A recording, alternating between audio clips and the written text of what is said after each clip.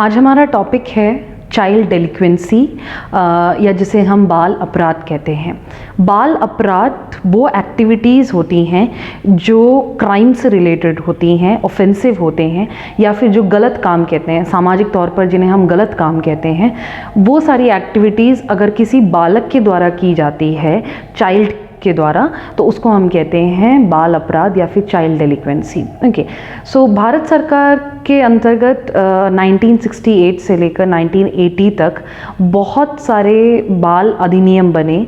उसके अंडर उन्होंने बालक को डिफ़ाइन किया है बॉयज़ और गर्ल्स के बेसिस पर। ओके, सो अगर कोई बॉय है जिसकी आयु 16 साल तक की है या उससे कम है, तो उसको हम बालक में इंक्लूड करेंगे। उसी तरीके से जो गर्ल चाइल्ड है, लड़कियां हैं, उनकी आयु अगर 18 साल या उससे कम है तो उनको भी हम बालक की कैटेगरी में इंक्लूड करेंगे। ओके, सो बाल अपराध किसे कहेंगे? बाल अपराध वो कंडीशन है जब कोई गलत काम होता है किसी लड़के के द्वारा जिसकी आयु 7 से 16 साल के अंदर होती है, या फिर किसी लड़की के द्वारा जिसकी आयु 7 साल से 18 साल तक की होती है। Okay, so this is the age group जिसको हम इंक्लूड करेंगे। सो फॉर बॉयज़ ये होता है 7 इयर्स से लेकर 16 इयर्स तक, और गर्ल्स के लिए ये होता है 7 इयर्स से लेकर 18 इयर्स तक। ओके, सो ये तो था कि बाल अपराध क्या होता है, किस एज लिमिट में हम बोलते हैं कि ये बाल अपराध हुआ है। ओके, इससे ऊपर जो भी होंगे वो हम अडल्ट में माने जाएंगे। ओके, नेक्स्ट आते हैं कि बाल अपराध के कारण क्या क्या हैं। क्यों ऐसा होता है कि इतने छोटे बच्चे, 7 साल के बच्चे या 18 साल के अंदर अंदर के बच्चे या 16 साल के अंदर अंदर के बच्चे क्यों ऐसे क्रिमिनल ऑफेंसेस में इन्वॉल्व होते हैं? उसके कुछ कारण हैं। उन कारणों को हमने कुछ अलग अलग तरीके से क्लासिफाई कर लिया है। ओके, सो यहाँ पे पहला कारण जो है वो पारिवारिक हो सकता है, फैमिली रिलेटेड प्रॉब्लम्स हो सकती हैं जिसकी वजह से एक बच्चा क्रिमिनल हो जाए या ऑफेंसिव काम करने लगे। घर परिवार में अगर मान लीजिए कि अच्छा माहौल नहीं है, गलत काम वो बच्चा अगर देखता है कि घर में हो रहे हैं, या बहुत गलत शब्दों का प्रयोग किया जाता है, मारपीट जैसा एक माहौल है घर में, पक्षपात किए जाते हैं बच्चों के बीच में, बच्चे को बहुत ज़्यादा मारा जाता है या फिर बच्चे को बहुत ज़्यादा ह्यूमिलिएट किया जाता है, बहुत गंदी तरीके से उसके साथ अगर बिहेव किया जाता है, तो ये सारी चीज़ें उसकी डेवलपमेंट के दौरान इतना ज़्यादा इफ़ेक्ट कर जाती हैं कि वो बच्चा गलत कामों में इन्वॉल्व होना स्टार्ट हो जाते हैं। ओके, सो ये कुछ कारण हो सकते हैं जिसकी वजह से, जो पारिवारिक कारण हो सकते हैं जिसकी वजह से बच्चा क्रिमिनल ऑफेंसेस में इन्वॉल्व हो जाए। ओके, व्यक्तिगत मतलब पर्सनल रीजंस क्या क्या हो सकते हैं? व्यक्तिगत रीजंस में हम शारीरिक रीजंस को भी मेंशन कर सकते हैं, जो फिज़िकल इफ़ेक्ट्स होते हैं, फिज़िकल रीजंस होते हैं, जैसे कि फिज़िकली अगर वो बच्चा डिसेबल्ड है, या कुछ कुछ उम्र की वजह से भी होता है कि जैसे ही बच्चे स्कूल की एज में पहुंचते हैं तो थोड़ा सा जब वो चीज़ों को समझने लगते हैं तो हो सकता है कि उनके घर की स्थिति बहुत अच्छी नहीं है, इस वजह से उनकी जो इच्छाएं होती हैं, जो नीड्स होते हैं, वो पूरी नहीं हो पाती है, तो इसलिए शायद वो चोरी जैसी चीज़ों में इन्वॉल्व हो सकते हैं, जिसकी वजह से वो बच्चे बाल अपराध में इन्वॉल्व हो जाते हैं। ओके, इसके अलावा पर्सनल रीजंस में आता है कि किसी भी तरीके का उनको जो डिसेबिलिटीज़ हैं उसकी वजह से भी होता है कि उन्हें लगता है कि वो कंपैरेटिवली उतने अच्छे नहीं हैं जितने उनकी आयु के और बच्चे हैं, तो उस एक ईगोइस्टिक फीलिंग जो होती है उसको कॉम्पनसेट करने के लिए भी वो मारपीट, चोरी, ऐसी चीज़ों में इन्वॉल्व हो जाते हैं। ओके, नेक्स्ट आता है मनोवैज्ञानिक रीज़न। मनोवैज्ञानिक रीज़न मतलब मेंटल रिलेटेड रीजंस। मेंटली अगर वो व्यक्ति किसी प्रॉब्लम में है, बच्चे अगर किसी प्रॉब्लम में है, लाइक मेंटली वो पूरा डेवलप नहीं हुए हैं, मंद बुद्धि हैं, या फिर किसी भी तरीके का ग्रोथ रिलेटेड प्रॉब्लम है कि उनकी जो मेंटल एबिलिटीज़ हैं सोचने समझने की वो अच्छी नहीं है, तो भी देखा जाता है कि उनका जो बिहेवियर है वो बहुत ही ज़्यादा डिस्ट्रक्टिव होता है, जो नॉर्मल बच्चों से एक्सपेक्ट नहीं किए जाते हैं। ओके, सो उस वजह से भी कहा जा सकता है कि मेंटल रीजंस एक बहुत बड़ा कारण बन सकते हैं बाल अपराध के लिए। तो ऐसी जो मेंटालिटी वाले बच्चे होते हैं वो बहुत ज़्यादा मतलब किसी को भी नुकसान पहुंचा सकते हैं और बहुत जल्दी वो बाल अपराध में इन्वॉल्व हो जाते हैं। ओके, नेक्स्ट आता है सामुदायिक या सोशल रीजंस।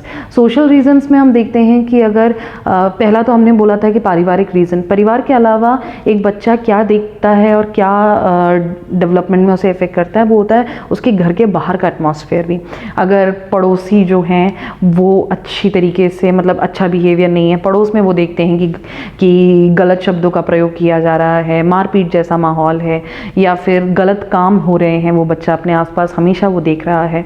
उसके बाहर का जो एनवायरनमेंट है, वहाँ के जो लोग हैं वो अगर अच्छे से बिहेव नहीं करते हैं, उनकी वजह से अगर बच्चे को किसी भी तरीके का इमोशनल ट्रॉमा पहुँचता है, तो वो बच्चा फिर आगे चलकर हो सकता है कि वो अपराध में इन्वॉल्व हो जाए। ओके, इसके अलावा हो सकता है कि उसकी जो संगति है, दोस्त जो हैं वो अच्छे ना हो, वो कुछ ऐसा काम करते हों और इसकी वजह से किसी बच्चे को ऐसा लगता हो कि मार पिटाई करना या गलत शब्दों का प्रयोग करना या किसी को हार्म करना या चोरी करना, उससे हम बहुत ज़्यादा पावरफुल लगेंगे। हो सकता है कि वो बच्चा जो देख रहा है दूसरों को, उसको ऐसा लगता हो कि ये एक्टिविटीज़ करने वाले जो लोग हैं वो बहुत ज़्यादा पावरफुल हैं, लोग उनसे डरते हैं, इस वजह से मुझे भी ऐसा करना चाहिए। अगर ऐसी एक फीलिंग आ जाती है बच्चे में, तो ये भी एक बहुत बड़ी वजह है जिसकी वजह से बच्चा एक क्यूरियोसिटी में इन्वॉल्व हो जाता है और फिर वो बच्चा क्रिमिनल एक्टिविटीज़ या ऑफेंसिव एक्टिविटीज़ करना स्टार्ट कर देते हैं। ओके,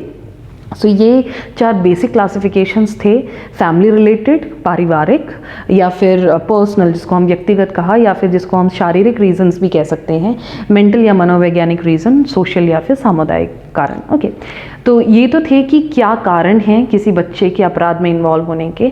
अब हम बात करते हैं कि बच्चा जो है वो ऐसी अपराध में अगर इन्वॉल्व हो चुका है तो उसको सही करने की क्या मेजर्स हो सकते हैं। ओके, इसके लिए बहुत ज़रूरी है कि स्कूल लेवल पर, कॉलेज लेवल पर, कॉलेज लेवल तो नहीं लेकिन क्योंकि स्टार्टिंग कॉलेज लेवल में भी हो सकता है, उसके बाद वो एक अडल्ट ऑफेंस में ही माना जाएगा, तो स्कूल के बच्चों पे ज़्यादा फोकस करना ज़रूरी है कि हम स्कूल एडिकेशंस और कम्युनिटी एडिकेशंस दें, अवेयरनेस ज़्यादा फैलाएं कि ताकि बच्चों को पता चलें कि अगर वो ऐसे अपराधों में अगर इन्वॉल्व होते हैं तो उनके साथ सख्त कार्रवाई की जा सकती है। जो जुडिशियल सिस्टम है, जो न्यायालय होते हैं, उनको भी बहुत ज़्यादा अपने रूल्स एंड रेगुलेशंस को स्ट्रिक्ट बनाना ज़रूरी है ताकि एक डर बना रहे कि अगर ऐसा होगा तो इसकी वजह से हो सकता है कि मेरे साथ कोई बहुत ज़्यादा पनिशमेंट मुझे मिल सकती है। ये एक डर होना बहुत ज़रूरी है। जो बच्चे बाल अपराध में इन्वॉल्व हो जाते हैं उन्हें जब जुवेनाइल सेंटर्स में लेके जाया जाता है, जुवेनाइल जेल्स में लेके जाया जाता है, तो ज़रूरी है कि उनको एक डिस्ट्रक्टिव पनिशमेंट की जगह, उनके साथ गलत व्यवहार करने की जगह उनको समझाया जाए, क्योंकि वो एक उनका एक अर्ली फेज़ ऑफ लाइफ है। वहाँ पे अगर उनके साथ फिर अगर उस टाइम पे उनके साथ अगर गलत तरीके का बिहेवियर होता है तो हो सकता है कि वो जब जेल से बाहर आते हैं या जुवेनाइल सेंटर से बाहर आते हैं तो वो और ज़्यादा बड़े क्रिमिनल्स बन जाएं। तो ज़रूरत है कि उनके साथ कंस्ट्रक्टिव थेरेपी की जाए, कि उनको नई नई चीज़ें सिखाई जाएं, उनको अच्छे मोरल वैल्यूज़ दिए जाएं, उनको पढ़ाई लिखाई के लिए अच्छा एक सेटअप किया जाए, ताकि वो जब उस टर्म को, उस पनिशमेंट के टर्म को काट कर जब वो बाहर आएँ सोसाइटी में तो वो एक अच्छे इंसान बनने की कोशिश करें। ओके, सोसाइटी में भी एक अवेयरनेस पहुंचाना बहुत ज़रूरी है कि जो बच्चे पनिशमेंट के बाद आते हैं सोसाइटी में, उनके साथ किसी भी तरीके का भेदभाव नहीं किया जाए। अगर किसी बच्चे को बहुत ज़्यादा डिस्क्रिमिनेट किया जाता है उसके किसी पास्ट एक्सपीरियंस की वजह से, तो भी देखा जाता है कि वो बच्चा वापस से जब अडल्ट होते हैं तो वो फिर एक क्रिमिनल ऑफेंसेस में इन्वॉल्व होना स्टार्ट हो जाते हैं। ओके, सो ये था बाल अपराध या चाइल्ड डेलिक्वेंसी के बारे में, जो एक बहुत ही बड़ा सोशल प्रॉब्लम है। आई होप आपको ये टॉपिक समझ में आया होगा। अगर इस टॉपिक से रिलेटेड कोई भी डाउट है तो आप पूछ सकते हैं। Thank you.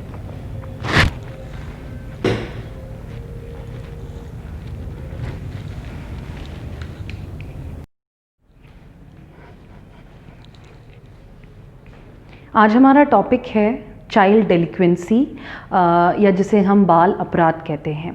बाल अपराध वो एक्टिविटीज़ होती हैं जो क्राइम से रिलेटेड होती हैं, ऑफेंसिव होते हैं, या फिर जो गलत काम कहते हैं, सामाजिक तौर पर जिन्हें हम गलत काम कहते हैं, वो सारी एक्टिविटीज़ अगर किसी बालक के द्वारा की जाती है, चाइल्ड के द्वारा, तो उसको हम कहते हैं बाल अपराध या फिर चाइल्ड डेलिक्वेंसी। ओके, सो भारत सरकार के अंतर्गत 1968 से लेकर 1980 तक बहुत सारे बाल अधिनियम बने। उसके अंडर उन्होंने बालक को डिफ़ाइन किया है बॉयज़ और गर्ल्स के बेसिस पर। ओके, सो अगर कोई बॉय है जिसकी आयु 16 साल तक की है या उससे कम है, तो उसको हम बालक में इंक्लूड करेंगे।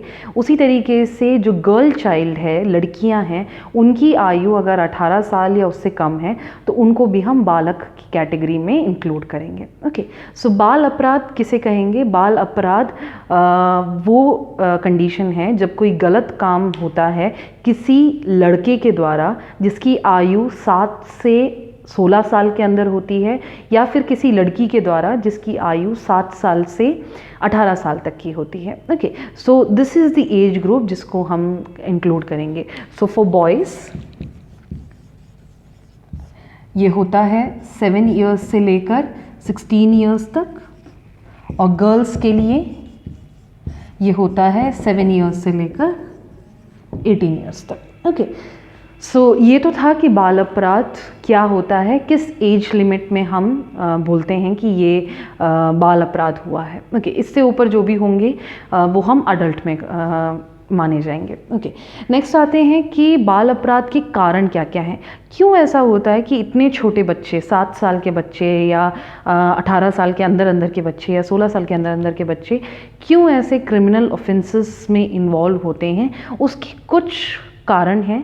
उन कारणों को हमने कुछ अलग अलग तरीके से क्लासिफाई कर लिया है। ओके, सो यहाँ पे पहला कारण जो है वो पारिवारिक हो सकता है, फैमिली रिलेटेड प्रॉब्लम्स हो सकती हैं जिसकी वजह से एक बच्चा क्रिमिनल हो जाए या ऑफेंसिव काम करने लगे। घर परिवार में अगर मान लीजिए कि अच्छा माहौल नहीं है, गलत काम वो बच्चा अगर देखता है कि घर में हो रहे हैं, या बहुत गलत शब्दों का प्रयोग किया जाता है, मारपीट जैसा एक माहौल है घर में, पक्षपात किए जाते हैं बच्चों के बीच में, बच्चे को बहुत ज़्यादा मारा जाता है या फिर बच्चे को बहुत ज़्यादा ह्यूमिलिएट किया जाता है, बहुत गंदी तरीके से उसके साथ अगर बिहेव किया जाता है, तो ये सारी चीज़ें उसकी डेवलपमेंट के दौरान इतना ज़्यादा इफ़ेक्ट कर जाती हैं कि वो बच्चा गलत कामों में इन्वॉल्व होना स्टार्ट हो जाते हैं। ओके, सो ये कुछ कारण हो सकते हैं जिसकी वजह से, जो पारिवारिक कारण हो सकते हैं जिसकी वजह से बच्चा क्रिमिनल ऑफेंसेस में इन्वॉल्व हो जाए। ओके, व्यक्तिगत मतलब पर्सनल रीजंस क्या क्या हो सकते हैं? व्यक्तिगत रीजंस में हम शारीरिक रीजंस को भी मेंशन कर सकते हैं, जो फिज़िकल इफ़ेक्ट्स होते हैं, फिज़िकल रीजंस होते हैं, जैसे कि फिज़िकली अगर वो बच्चा डिसेबल्ड है, या कुछ कुछ उम्र की वजह से भी होता है कि जैसे ही बच्चे स्कूल की एज में पहुंचते हैं तो थोड़ा सा जब वो चीज़ों को समझने लगते हैं तो हो सकता है कि उनके घर की स्थिति बहुत अच्छी नहीं है, इस वजह से उनकी जो इच्छाएं होती हैं, जो नीड्स होते हैं, वो पूरी नहीं हो पाती है, तो इसलिए शायद वो चोरी जैसी चीज़ों में इन्वॉल्व हो सकते हैं जिसकी वजह से वो बच्चे बाल अपराध में इन्वॉल्व हो जाते हैं। ओके, इसके अलावा पर्सनल रीजंस में आता है कि किसी भी तरीके का उनको जो डिसेबिलिटीज़ हैं उसकी वजह से भी होता है कि उन्हें लगता है कि वो कंपैरेटिवली उतने अच्छे नहीं हैं जितने उनके आयु के और बच्चे हैं, तो उस एक ईगोइस्टिक फीलिंग जो होती है उसको कॉम्पनसेट करने के लिए भी वो मारपीट, चोरी, ऐसी चीज़ों में इन्वॉल्व हो जाते हैं। ओके, नेक्स्ट आता है मनोवैज्ञानिक रीज़न। मनोवैज्ञानिक रीज़न मतलब मेंटल रिलेटेड रीजंस। मेंटली अगर वो व्यक्ति किसी प्रॉब्लम में है, बच्चे अगर किसी प्रॉब्लम में है, लाइक मेंटली वो पूरा डेवलप नहीं हुए हैं, मंद बुद्धि हैं, या फिर किसी भी तरीके का ग्रोथ रिलेटेड प्रॉब्लम है कि उनकी जो मेंटल एबिलिटीज़ हैं सोचने समझने की वो अच्छी नहीं है, तो भी देखा जाता है कि उनका जो बिहेवियर है वो बहुत ही ज़्यादा डिस्ट्रक्टिव होता है, जो नॉर्मल बच्चों से एक्सपेक्ट नहीं किए जाते हैं। ओके, सो उस वजह से भी कहा जा सकता है कि मेंटल रीजंस एक बहुत बड़ा कारण बन सकते हैं बाल अपराध के लिए। तो ऐसी जो मेंटालिटी वाले बच्चे होते हैं वो बहुत ज़्यादा मतलब किसी को भी नुकसान पहुंचा सकते हैं और बहुत जल्दी वो बाल अपराध में इन्वॉल्व हो जाते हैं। ओके, नेक्स्ट आता है सामुदायिक या सोशल रीजंस। सोशल रीजंस में हम देखते हैं कि अगर पहला तो हमने बोला था कि पारिवारिक रीज़न, परिवार के अलावा एक बच्चा क्या देखता है और क्या डेवलपमेंट में उसे इफेक्ट करता है, वो होता है उसके घर के बाहर का एटमॉस्फेयर भी। अगर पड़ोसी जो हैं वो अच्छी तरीके से मतलब अच्छा बिहेवियर नहीं है, पड़ोस में वो देखते हैं कि गलत शब्दों का प्रयोग किया जा रहा है, मारपीट जैसा माहौल है, या फिर गलत काम हो रहे हैं, वो बच्चा अपने आसपास हमेशा वो देख रहा है। उसके बाहर का जो एनवायरनमेंट है, वहाँ के जो लोग हैं वो अगर अच्छे से बिहेव नहीं करते हैं, उनकी वजह से अगर बच्चे को किसी भी तरीके का इमोशनल ट्रॉमा पहुँचता है, तो वो बच्चा फिर आगे चलकर हो सकता है कि वो अपराध में इन्वॉल्व हो जाए। ओके, इसके अलावा हो सकता है कि उसकी जो संगति है, दोस्त जो हैं वो अच्छे ना हो, वो कुछ ऐसा काम करते हों और इसकी वजह से किसी बच्चे को ऐसा लगता हो कि मार पिटाई करना या गलत शब्दों का प्रयोग करना या किसी को हार्म करना या चोरी करना, उससे हम बहुत ज़्यादा पावरफुल लगेंगे। हो सकता है कि वो बच्चा जो देख रहा है दूसरों को, उसको ऐसा लगता हो कि ये एक्टिविटीज़ करने वाले जो लोग हैं वो बहुत ज़्यादा पावरफुल हैं, लोग उनसे डरते हैं, इस वजह से मुझे भी ऐसा करना चाहिए। अगर ऐसी एक फीलिंग आ जाती है बच्चे में, तो ये भी एक बहुत बड़ी वजह है जिसकी वजह से बच्चा एक क्यूरियोसिटी में इन्वॉल्व हो जाता है और फिर वो बच्चा क्रिमिनल एक्टिविटीज़ या ऑफेंसिव एक्टिविटीज़ करना स्टार्ट कर देते हैं। ओके,